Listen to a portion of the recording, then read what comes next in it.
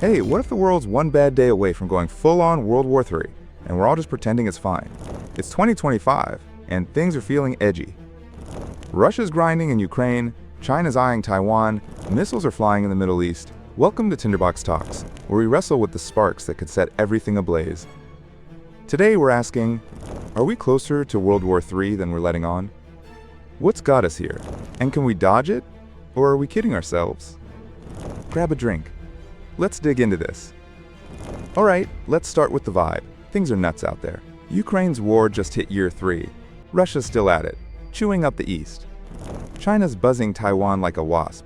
1,700 jet runs in 24 alone. Iran's proxies, Houthis, Hezbollah, are lobbing rockets, and that US strike leak in Yemen's got everyone twitchy. Trump's back in DC, talking tough but vague.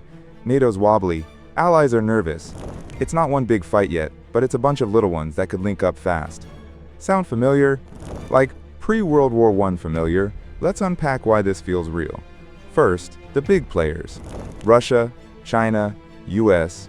They're not exactly chilling. Russia has lost 600,000 troops in Ukraine, dead or hurt per UK intel. But Putin's still got 1.5 million more, plus nukes. China's navy's at 252 warships. Pentagon says it's outpacing the US. And Xi's reunification talk ain't subtle. The US? 11 carriers, 1.3 million troops, but Trump's America First has Europe and Asia guessing. Will he show up? Then there's the wild cards. Iran's got drones and proxies. North Korea's Kim is shipping missiles to Russia. 50,000 troops might join, says Seoul. It's a lineup screaming, trouble. Now the hot spots. Too many to shrug off. Ukraine's a meat grinder. 20% of it's Russia's now, and Moldova's sweating next door. Taiwan?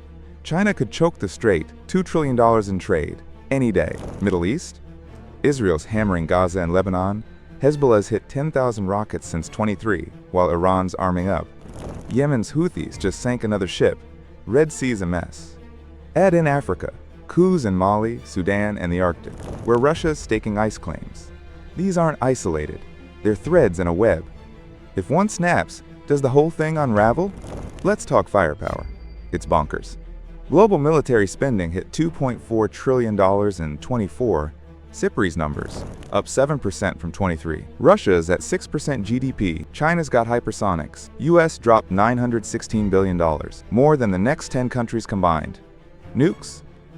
12,000 worldwide.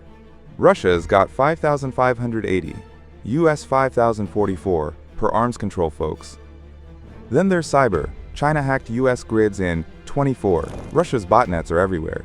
Drones, AI war's not just tanks anymore. If this pops off, it's not trenches. It's chaos, everywhere, fast. Why now?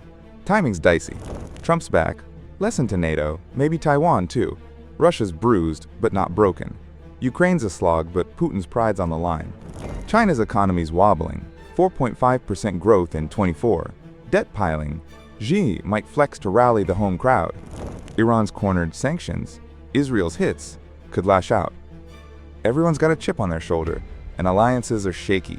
NATO's at 31, but Europe's only half ready. Indo-Pacific's patchy. Japan, Australia, India, loose ties. It's less teamwork and more every man for himself.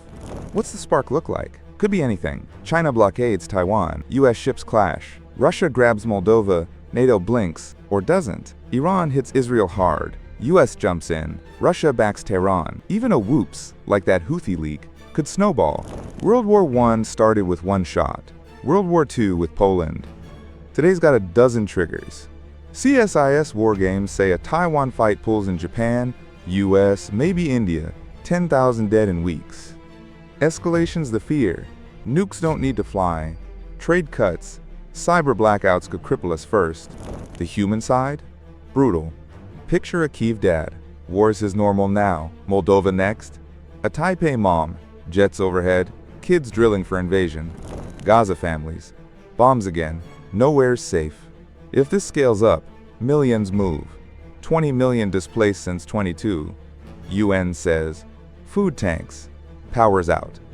Freedom House says 40% of us are under authoritarians. War could spike that. History's grim. World War I killed 16 million. World War II, 70 million. Today's tech means faster, wider hurt. Cyber alone could freeze cities. We're not ready, but are we even looking? Could we dodge this? Maybe. Talks still limp along. Ukraine's ceasefire shaky but holding March 25 deal. Taiwan's got EU trade nudges. Not war yet. Middle East? US-Iran backchannels flicker. NATO's beefing up. Poland's at 4% GDP now. But it's thin. Russia's not quitting, China's not blinking, and trust's toast. 70% of folks in 34 countries hate their leaders, Pew says. Diplomacy's a long shot when everyone's loading guns. Are we just stalling the inevitable? So are we closer than we admit? Some say, nah, just loud noise, no big bang. Others? They're counting the fuses. Too many, too short. Me, I'm just laying it out. This tinderbox is stacked, and the wind's picking up. What do you think? World War III creeping up? Or are we overreacting? Hit the comments. Debate it with us. Team Edge, or one slip away.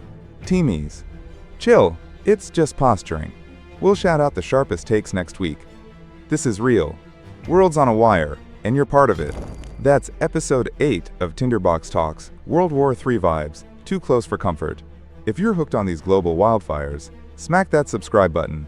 More's on the way. Next week, we're tackling another hot mess, so don't bail. Catch you in the comments. Keep this blaze roaring.